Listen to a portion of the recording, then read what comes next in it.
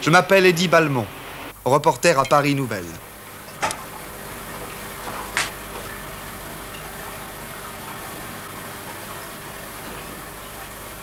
Ce matin-là, je venais d'arriver au journal. J'étais au laboratoire en train de développer un reportage sur le mariage d'un violoniste virtuose et d'une championne de catch, quand on m'annonça que le rédacteur en chef me demandait d'urgence. Non, non, ça ne va pas, là. La panthère de la Garenne-Colombe aimait les minets. Amusant, mais trop long. Trouver autre chose dans le même esprit. Assieds-toi. Je voulais te voir pour Badenberg. Tu sais que nous préparons une page spéciale. Apportez-moi le dossier Badenberg, s'il vous plaît. L'archiduc Charles réunit dans son château à Badenberg, au Tyrol, les représentants des principales familles régnantes ou en exil. À ce week-end royal dont le secrétariat de l'archiduc n'a pas révélé les motifs, participeront entre autres la reine Gilromine, l'infant Juan d'Espagne, le prince... Nous avons les photos de tous les invités de l'archiduc Charles. Il nous en manque une seule, celle de Maria Grégor. La fille du dictateur? Oui. On a fait un trucage en attendant. Qui c'est? C'est ce qu'il s'agit de trouver. Mais pour le moment, il me faut Maria Grégor. Elle est à Paris depuis ce matin. Elle doit essayer cet après-midi les robes qu'elle emportera à Badenberg. J'ai besoin, avant ce soir, de sa photo dans une de ses robes. Débrouille-toi. Débrouille-toi, facile à dire. Milos Grégor a toujours interdit, on ne sait pas pourquoi, que sa fille soit photographiée. En voyage, elle est accompagnée de sa gouvernante, Amélia, du colonel Guéraud et de 2 gardes du corps. Et pour corser le tout, le visage caché par une voilette noire. Alors pour la photographier... Non, pas maintenant. Je vous en prie, pas de photographie maintenant. Pas de photographie maintenant, je vous en prie, allons. Voulez-vous nous laisser passer, s'il vous plaît? Nous sommes pressés, allons.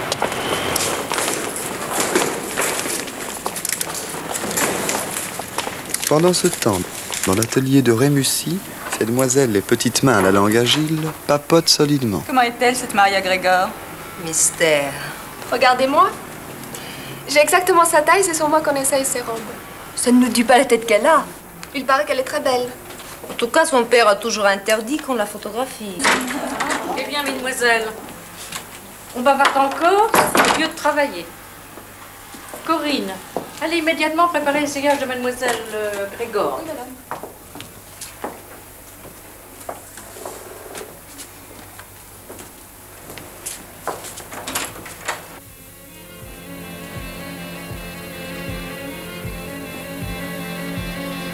Qu'est-ce que c'est maintenant? La robe de bal. Non, monsieur, ça tombe vraiment très mal. Regardez ce pli-là dans le dos. Ça va pas du tout. C'est vrai, mais... Oh, en effet, une toute petite erreur. Madame Louise, une épingle, s'il vous plaît. Voilà. C'est réparé. Mais non, ça tombe vraiment très mal, là. Mais ce n'est rien, mademoiselle. Madame Louise, s'il vous plaît. Voilà, nous allons reprendre la taille, n'est-ce pas? Avec peut-être ici... Mais non, c'est entièrement à reprendre. C'est complètement raté, monsieur. Mademoiselle, Ange Michel de Rémusy n'aura jamais. Et ça, alors, qu'est-ce que c'est? Ça, c'est une petite erreur, mademoiselle. Colonel, combien de temps? Exactement 1h34 minutes. Ça ne sera jamais réparé d'ici là. Mais si, mademoiselle. Non, monsieur, je n'aurai jamais ma robe de bal pour aller à la grande réception de l'archiduc. Colonel, télégraphie à mon père. Je ne vais pas à Badenberg. Oh, Maria, vous ne pouvez pas faire ça. La fille de Milos Grégor peut tout faire. Oh, mais Maria, c'est impossible. J'ai dit télégraphier. Mademoiselle, il y a Non. Non, mais écoutez le maître. Bon, mademoiselle, il y a peut-être un moyen de tout arranger. Corinne va vous accompagner à Badenberg et sur place, elle fera les retouches. N'est-ce pas, Corinne? Ah, la Sinarnong, ça arrange tout. Et avec elle, ça tombera bien. Ah, mais Corinne est notre meilleure ouvrière. Vous verrez, elle est idéale, une merveille. Si vous le dites. Ah, vous n'aurez qu'à vous en féliciter. Mon petit, allez vite vous préparer. Non, pas tout de suite. J'ai encore besoin de vous. Colonel, combien de temps? 1h29 minutes 30 secondes. Bon, vite. Je peux compter sur vous. Oui, mademoiselle. Bon, Madame Louise, aidez Mademoiselle Grégor à déposer Fantasmagorie. Oui, maître. Monsieur Asturios. Voilà. Pardon. S'il vous plaît, pardon. Laissez passer, monsieur Asturios. C'est le photographe officiel de Rémusy. Cher Asturios, vous avez juste 20 minutes pour immortaliser tout ça. La douane vient plomber les caisses dans une demi-heure. Le train pour Badenberg part à 19h. Je travaille ici, mademoiselle Grégor. Oh, vous voulez? Avec Corinne. Mademoiselle Grégor est partie avec son escorte par la porte de derrière. Ils ont dû retourner au pavillon, c'est là qu'elle est descendue. Allez, au pavillon. Je t'emmène? Non, merci, j'ai ma voiture. C'est à ce moment-là, pendant que mes distingués confrères couraient sans espoir à la poursuite de Maria Gregor, que j'ai eu la plus géniale idée de ma carrière, et qui allait m'entraîner, sans que je m'en doute, dans une aventure extraordinaire.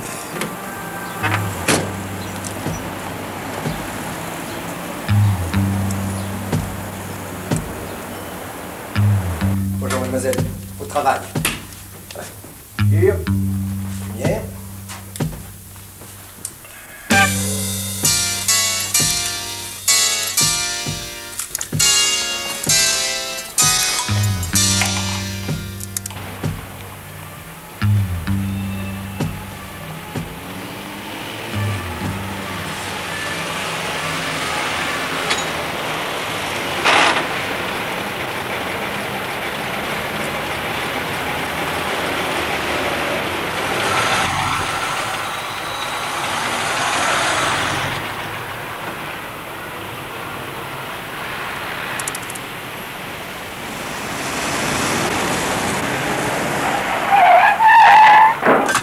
Oh, je suis désolé, monsieur.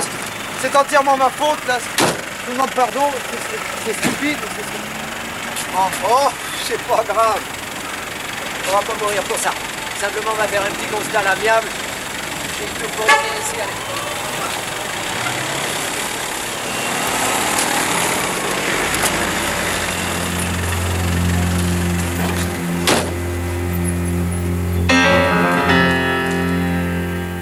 Parfait. C'est un scoop formidable. Nous avons possédé le colonel. Nous sommes les seuls à avoir les photos de Maria Gregor. Eddie, tu as réussi un coup de maître. Puisque tu as bien commencé, tu continues. Tu pars pour Badenberg. C'est que... Evelyne, dis à Claude de préparer une avance de 1000 francs pour Eddie. Il pense les prendre tout de suite. Et vous lui réservez une couchette dans le Parisienne de ce soir. Tu es très jolie, tu as l'air d'une princesse. Fais attention de ne pas l'abîmer. Tu n'aurais pas dû le mettre pour le voyage. Mais maman, monsieur Rémussi me l'a prêté exprès pour le voyage. Corinne, la petite couturière, fait rapidement ses préparatifs pour son premier voyage dans le grand monde, sans se douter de l'aventure fabuleuse qu'elle va vivre. Je comprends ça. Bon, termine ta valise, je vais tout de même te préparer un petit temps. Mais maman! La petite Corinne, tu ne reviendras peut-être jamais de Badenberg. Bien, tu es gaie, au moins ça fait plaisir. Je comprends. Si tu ne reviens pas, c'est que ton destin t'aura appelé ailleurs. Il faut toujours suivre son destin. Tante Agathe, te voilà encore repartie dans tes rêves. Quand Guylaine de Manderley a pris le bateau pour aller en Cornouailles, elle ne se doutait pas de ce qui allait lui arriver. Mais qu'est-ce que tu racontes? En route pour le bonheur. Tu ne l'as pas lu? Dans Paris Nouvelle, la semaine dernière. Non, moi je ne lis que les histoires vraies. Tu verras, ma chérie. C'est avec le rêve qu'on fait la réalité. Corinne, la voiture est là. Je file. Dis-leur que j'arrive. Au revoir, maman chérie. Ne fais pas d'imprudence. Au revoir, tante Agathe. Au revoir, ma chérie. Monseigneur, j'ai tout entendu. Il n'y a pas une seconde à perdre. Les journalistes sont sur la piste de votre Altesse. Il me reste encore 2 personnages à vous présenter. Ce jeune directeur de garage et prince en exil, Philippe, fils du roi de Béruvie, détrôné par Milos Grégor, et son confident, le comte Fabregas. Mais monseigneur, c'est une nécessité politique. Je supplie votre Altesse de faire confiance au premier ministre du roi, votre père. Attention, comte. Le train rapide 562 de Barbier-Près, en provenance de Venise, Brescia, Milan, Venise, Venise, Bonheur, Dole, Édition, Amanda,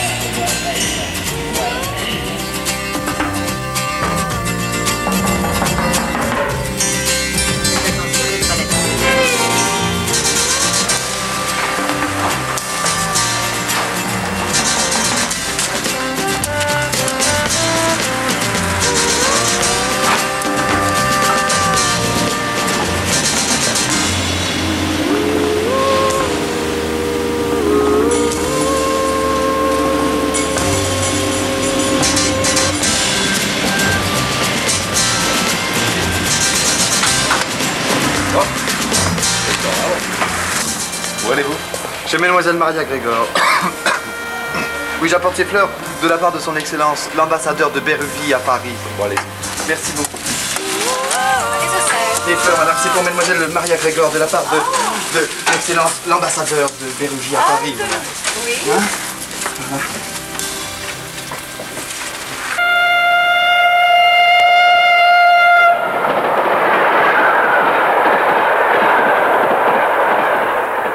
Pendant ce temps-là, mon idée géniale fait son petit bonhomme de chemin. Et une simple photographie va déclencher une série de réactions en chaîne, dépassant toute prévision et toute espérance. Le train, les rotatives, le destin sont en marche. Rien ne peut plus les arrêter. Paris Nouvelle, demandez Paris Nouvelle. Demandez Paris Nouvelle. Le mystère dévoilé de Maria Grégor. Demandez Paris Nouvelle. Demandez Paris Nouvelle. Paris Nouvelle publie une photo de Maria Grégor.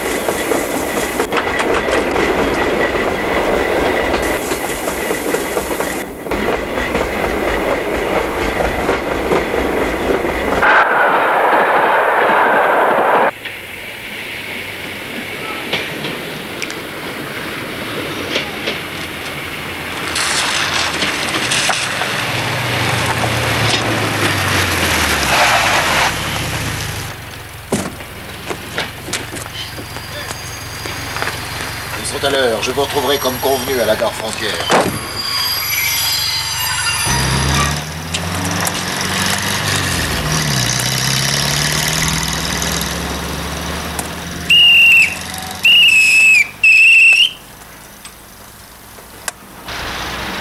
Avez-vous fait bon voyage? Bon, vous prendrez bien une tasse de thé? Volontiers. Amélia. Colonel, monsieur le comte. 2 tasses de thé.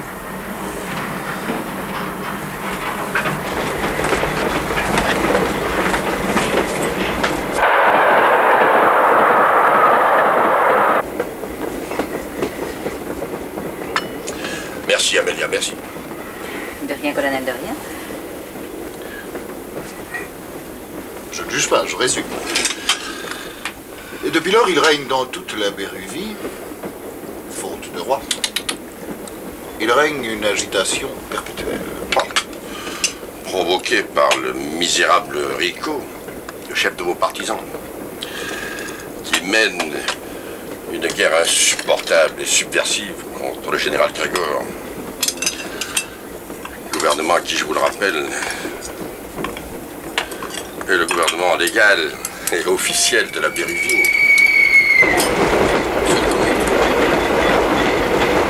Le gouvernement que je représente, le gouvernement... Vous êtes là, hein? Vous m'espionnez, hein? Monsieur, je contrôle, je suis contrôleur, je viens contrôler les billets. Les billets, je n'ai pas de billets. Je suis ministre de la Béruvie. Ministre à voyage officiel. Ouais, Vous direz rien. Appelez-moi le chef de trottoir tout de suite, pratique. Dites-en-yo.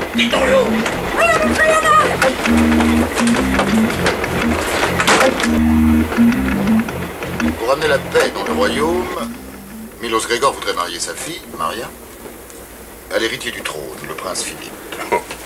L'héritier du titre.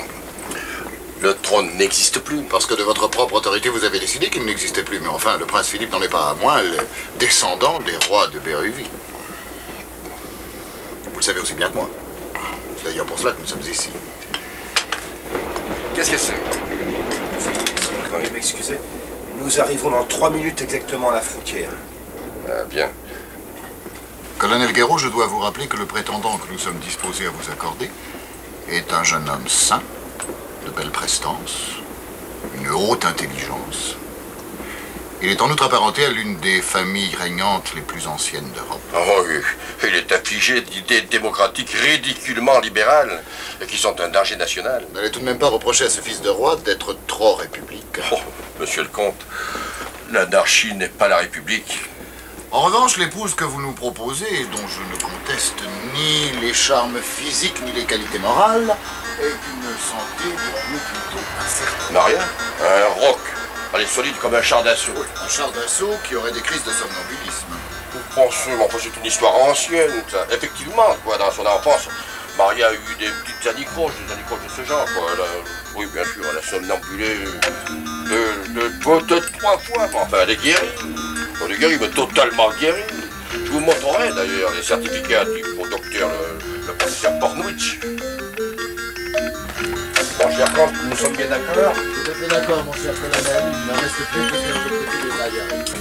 Et voyez-vous, en mariant ses enfants, le mariage on a fait la merci. Donc, le mariage,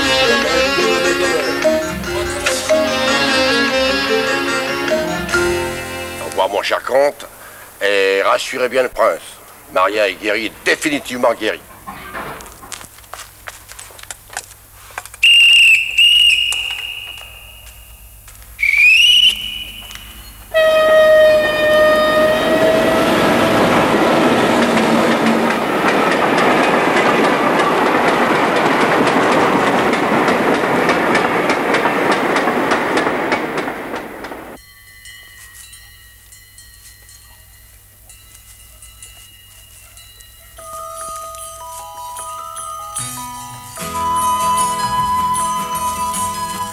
Fräulein, werden Sie wach? Fühlen Sie sich besser?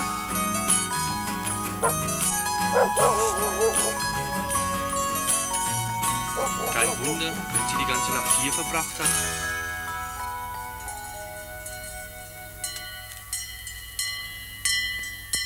Jetzt wird sie wach. Sie macht die Augen auf. Fräulein, Mademoiselle, geht es Ihnen besser? Sie scheint wirklich krank zu sein.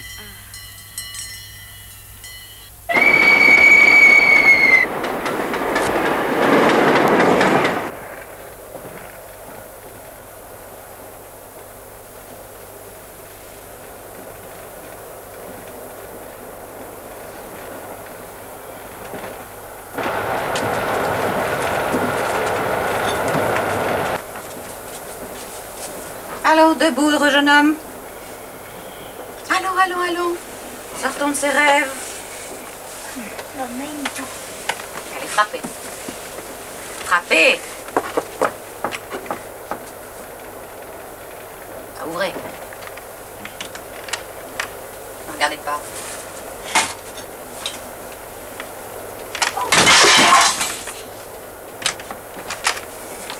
Colonel. Colonel. Colonel. Quoi? Maria. Quoi, Maria? Maria, elle a disparu. Elle a disparu.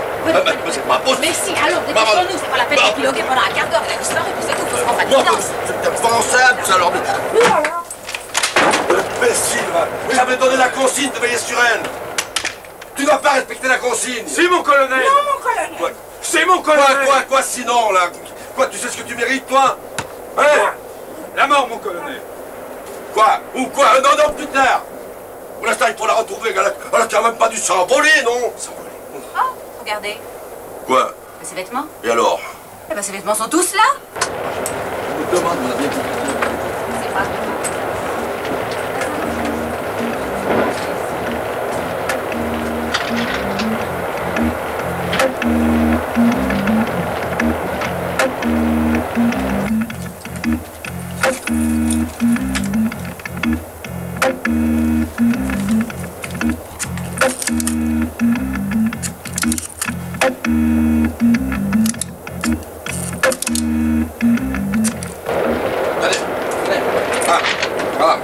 Ce petit crétin de contrôleur, voilà ce petit crétin de contrôleur qui nous a demandé des billets. C'est à lui, je le reconnais. Excellent, c'est le fleuriste. Le fleuriste, lui, mais c'est un espion. Pour le compte de qui, hein? Pour qui? Nous pouvons faire une chose pour être agréable à monsieur le ministre. Nous pouvons faire l'expression d'un compartiment Ouais. comme voyageur clandestin. Mais je ne suis pas clandestin, monsieur. J'ai mon billet, moi. Je peux le présenter tandis que monsieur, il n'a pas. Oh, je regrette de ne pas avoir tiré, hein. Nous allons enfermer point un jour à une éminente personnalité étrangère et la police s'en occupera d'arriver. Allez, affirmatif.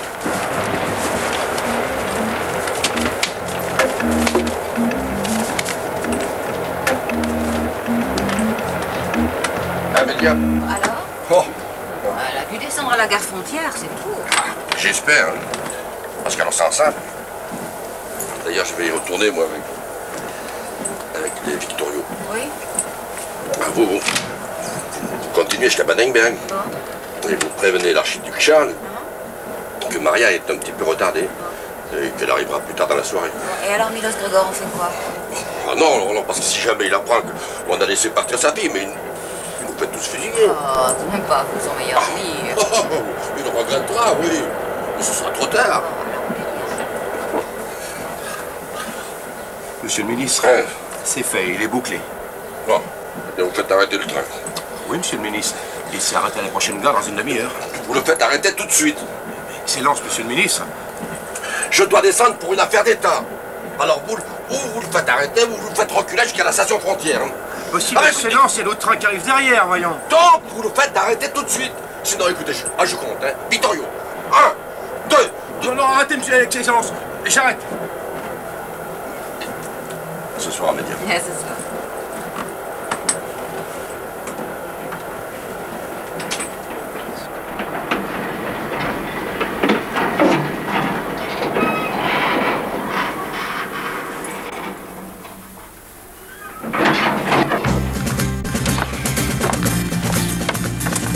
Vittorio, vite. Ma valise et mon costume, vite. Vite. Bonjour.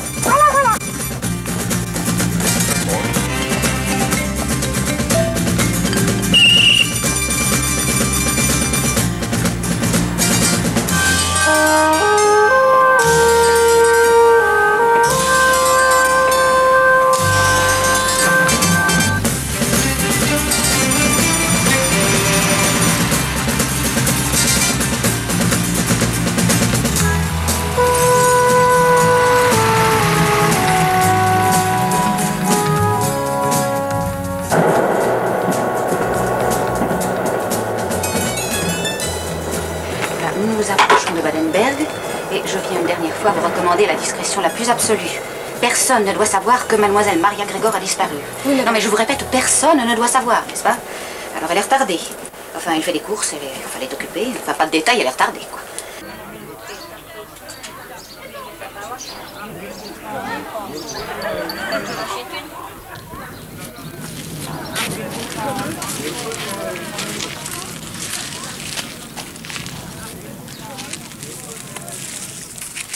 Maintenant, c'est entendu. À la descente de Mademoiselle Grégor, l'hymne national de Béruvie. Et tout à l'heure au château, pour le prince Philippe, l'hymne royal de Béruvie.